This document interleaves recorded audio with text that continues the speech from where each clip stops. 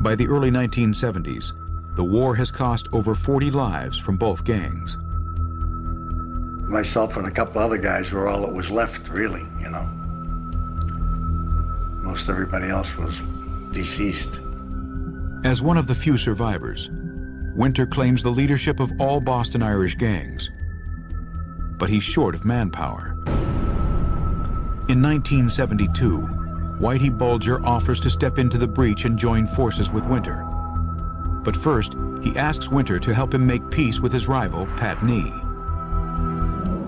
With Howie Winter as benefactor, Nee and Bulger sit down together for the first time in 2 years.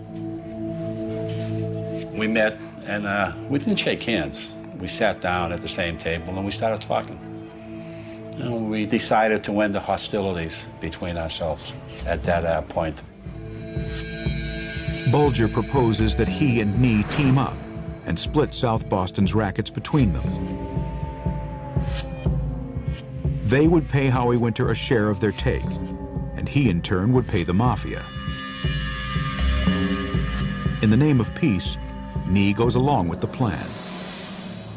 We took everything over. We went around to all the bookies, all the loan sharks, and said, "You now work for us." Local boxing gyms supply Whitey Bulger with young new recruits, expanding his operation. And his job is made unexpectedly easier when violence suddenly erupts on the streets of South Boston.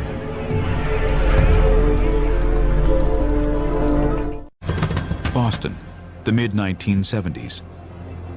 Fledgling kingpin James Whitey Bulger builds a criminal power base in South Boston.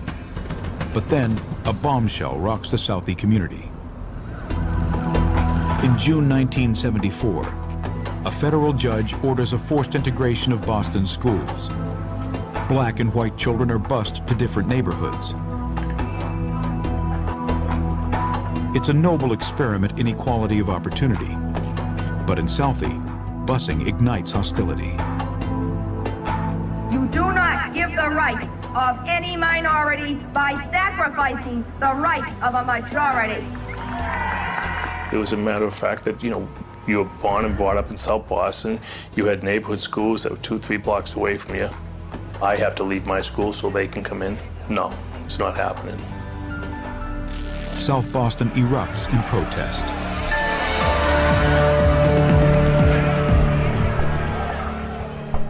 For some, busing is a turning point into a life of crime. Kevin Weeks graduates from South Boston High just as busing begins.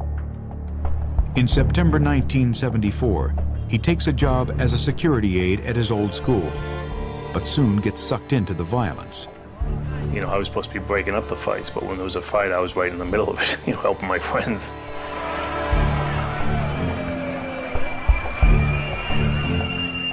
Weeks stands by his friends and ends up in court, charged with assault. The case is dismissed. But as he leaves court, Weeks is spotted by Billy O'Neill, a local bar owner. And that's when my life took on a whole different meaning. Kevin Weeks is soon working as a bouncer at O'Neill's bar, then called Triple O's. It's an establishment frequented by James Bulger. Jim Bulger took an interest in me because of all the fights I was having, and police would come in, and I always just held my own with them, kept my mouth shut, and took care of whatever business I had. During the mid-70s, Bulger begins using Weeks as extra muscle in his shakedowns. Together, they ruthlessly extort money from local bookmakers, all on behalf of Howie Winter, Boston's biggest Irish mobster. There was a bookmaker almost in every bar room in those days. And they'd book the horses during the daytime, and they'd take the numbers. And then in the nighttime, they'd take the dogs, One shakedown tactic is to create a problem, then offer a solution. Creating a problem is very easy to do. If someone owned a bar or something, you'd have people go in and smash up the bar. You go to people and afterwards and tell them, listen, so-and-so was trying to kill you. They offered us $100,000 to kill you. But if you want, you can pay us and they won't bother you anymore. And they always paid. So we would create the problem and solve the problem. And there really was no problem. The problem was us. Bulger and Weeks work at night and out of sight. Their victims are usually members of the criminal fraternity. By helping Bulger prey on local criminals, Weeks rapidly accumulates a sizable fortune. It's like a bucket. You put it out in the rain, and eventually all those little drops add up and it's full. And we had so many different things going on that there was money coming in from every direction that we were getting rich. Whitey Bulger's rival, Pat Nee, a former armed robber, is lured by the prospect of easy money and joins in.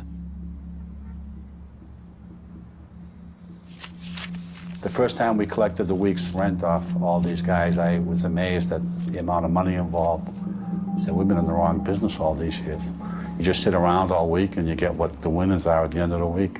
There's no hijacking, there's no guns, there's no chasing trucks around. You just sit someplace and make sure everyone pays up on time. Nee remains wary of his new partner. There was not that much trust. I was always wary. He wasn't the kind of guy you could get comfortable with. A lot of our guys like to have a good time. Whitey wasn't capable of doing that. He didn't know how to interact with people, except on a business level. And that was usually either scaring people or conning people. I've only seen him out maybe once or twice at social events. He was highly uncomfortable and left as quick as he could. But James Whitey Bulger does befriend a young thug named Steve Flemmy. Flemmy is half Italian, half Irish. As an Army veteran, he possesses a prowess with guns that earns him the nickname the Rifleman. Stevie Flemmy wasn't a very nice person to be around. There was just nothing there. We'd be talking for an hour, and then he'd jump back in the conversation where it originally started an hour ago. I don't know where he went in his head, but he wasn't with us. Him and Whitey seemed to understand each other, though. With Flemmy's help, Bulger could still pose as a loyal member of the Winter Hill Gang, discreetly murdering anyone who stands in his way.